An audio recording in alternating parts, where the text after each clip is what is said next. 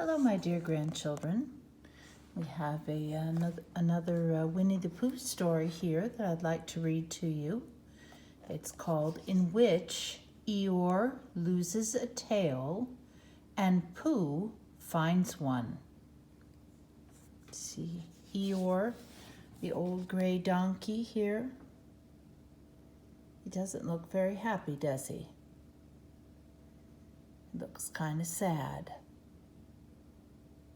The story starts like this.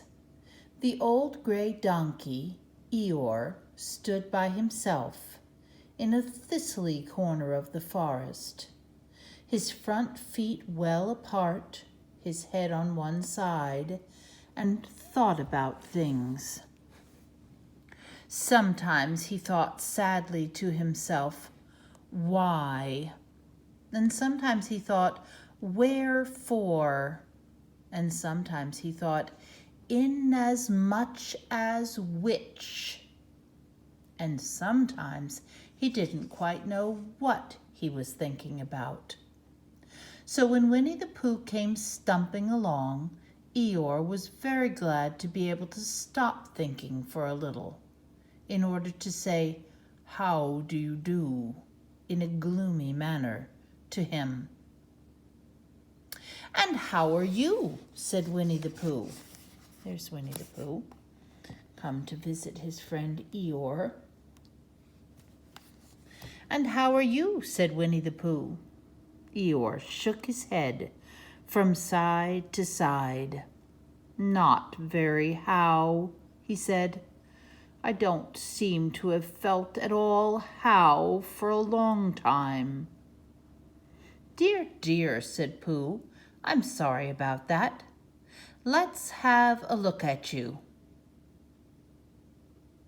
So Eeyore stood there, gazing sadly at the ground, and Winnie the Pooh walked all round him once. Why, what's happened to your tail? He said in surprise. Uh-oh. What has happened to it? Said Eeyore. It isn't there. Are you sure? Well, either a tail is there or it isn't. You can't make a mistake about it, and yours isn't there.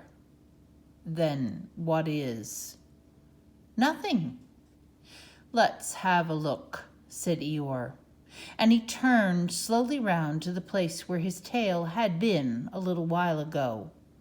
And then, finding that he couldn't catch it up, he turned round the other way until he came back to where he was at first.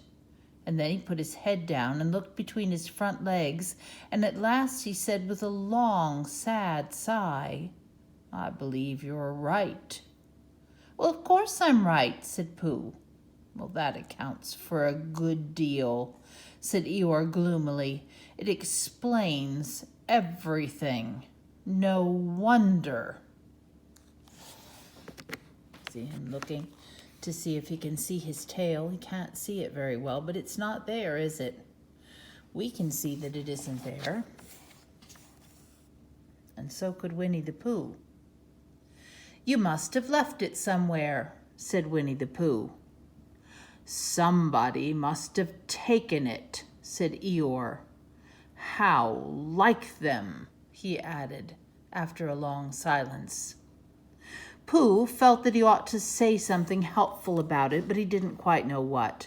So he decided to do something helpful instead. Eeyore, he said solemnly, I, Winnie the Pooh, will find your tail for you. Thank you, Pooh, answered Eeyore. You're a real friend, said he. Not like some, he said. So Winnie the Pooh went off to find Eeyore's tail. It was a fine spring morning in the forest as he started out. Little soft clouds played happily in a blue sky, skipping from time to time in front of the sun, as if they had come to put it out, and then sliding away suddenly, so that the next might have his turn.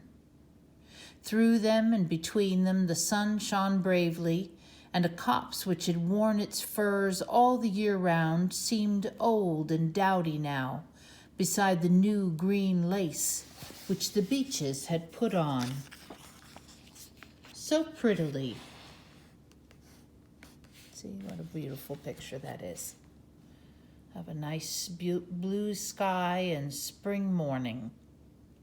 Through copse and spinney marched Bear, down open slopes of gorse and heather, over rocky beds and streams, rocky beds of streams, up steep banks of sandstone, into the heather again, and so at last, tired and hungry, to the 100-acre wood. For it was in the 100-acre wood that Owl lived. See him at Owl's house? That big tree is Owl's house. And if anybody knows anything about anything, said Bear to himself, it's Owl who knows something about something, he said, or my name's not Winnie the Pooh, he said, which it is, he added. So there you are. Owl lived at the Chestnuts, an old world residence of great charm, which was grander than anybody else's, or seemed so to Bear, because it had both a knocker and a bell pull. So these are ways of letting Owl know that someone is at his door. The knocker is here on the door, and you just pick it up and you let it go, and it makes a knocking sound on the door. And then this is the bell pull, and you should pull that and it should make a ringing noise inside the house. So Winnie the Pooh is impressed because Owl's house has a knocker and a bell pull. Underneath the knocker there was a notice which said, please ring. Actually, it says, plus ring if an answer is required. I think it's supposed to be please ring if an answer is required, but that's not what it says. If it's read the way it's spelled, it says plus ring if an answer is required. Required. There we go. Underneath the bell pull, there was a notice which said, please knock if an answer is not required. Please knock if an answer is not required. I think that one's supposed to say, please knock if an answer is not required. But there you are. These notices had been written by Christopher Robin, who was the only one in the forest who could spell. For Owl, though wise though he was in many ways, able to read and write and spell his own name, Wall, W-O-L, Wall, yet somehow went all to pieces over delicate words like measles and buttered toast.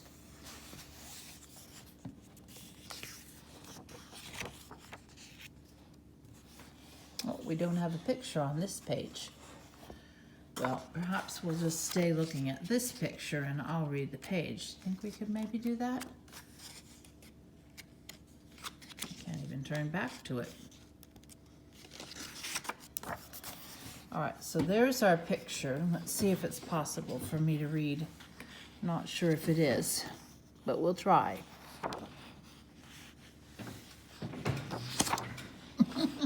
I don't think I can do it. All right, we'll just go ahead with the reading.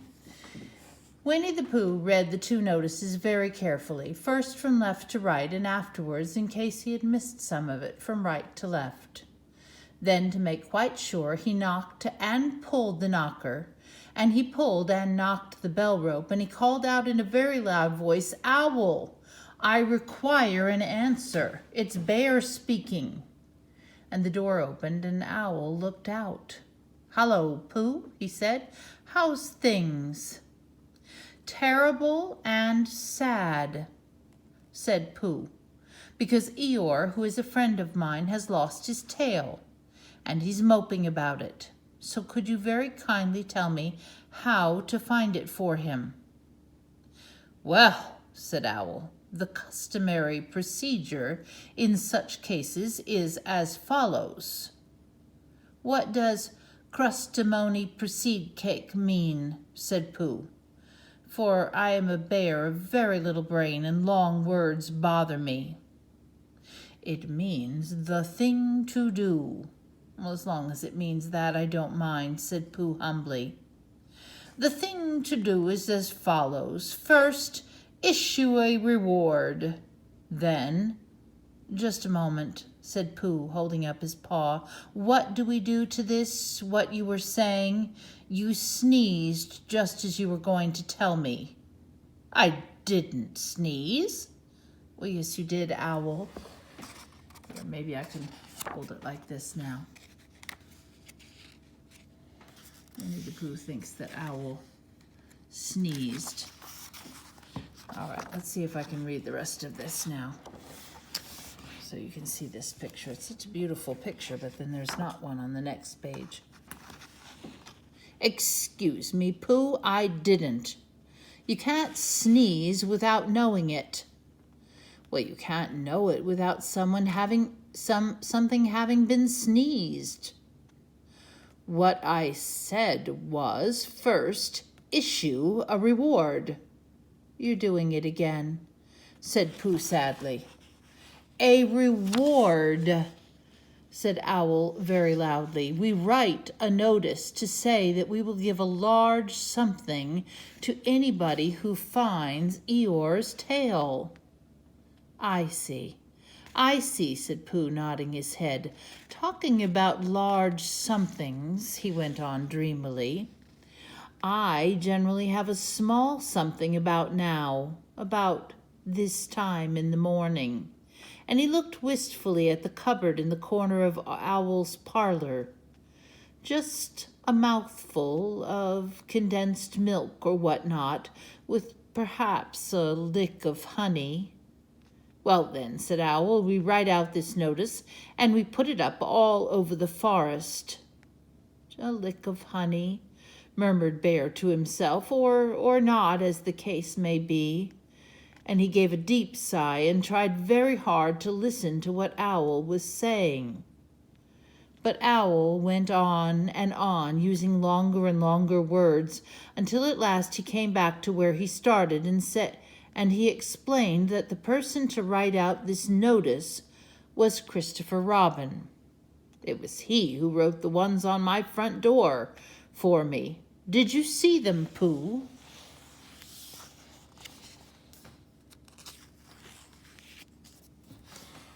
Winnie the Pooh's been trying very hard to listen to Owl, but it's made him very sleepy and very hungry. For some time now, Pooh had been saying yes and no in turn, with his eyes shut, to all that Owl was saying, and having said yes, yes last time, he said no, not at all now, without really knowing what Owl was talking about. Didn't you see them? Said Owl, a little surprised. Come and look at them now. So they went outside, and Pooh looked at the knocker and the notice below it, and he looked at the bell rope and the notice below it. And the more he looked at the bell rope, the more he felt that he had seen something like it, somewhere else, some time before. Handsome bell rope, isn't it? Said Owl. Pooh nodded. It reminds me of something, he said, but I can't think what. Where did you get it? See, now they're at Owl's door here, and Pooh is staring very hard at Owl's bell rope. I just came across it in the forest. It was hanging over a bush, and I thought at first somebody lived there, so I rang it, and nothing happened. And then I rang it again very loudly, and it came off in my hand.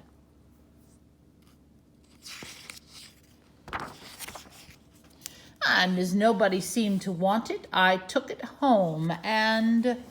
Owl, said Pooh solemnly, you made a mistake. Somebody did want it. Who? Eeyore, my dear friend Eeyore. He was fond of it. Fond of it? Attached to it, said Winnie the Pooh sadly. So with these words he unhooked it and carried it back to Eeyore. And when Christopher Robin had nailed it on in its right place again, Eeyore frisked about the forest, waving his tail so happily that Winnie the Pooh came over all funny and had to hurry home for a little snack of something to sustain him. See how happy Eeyore is now? He's so happy because he has his tail back. And wiping his mouth half an hour afterwards, Pooh sang to himself proudly. Who found the tail? I, said Pooh, at 1:45. Only it was 11:45, really. I found the tail. That made Pooh very happy, and it certainly made Eeyore happy, didn't it? All right, I hope you enjoyed the story. I love you.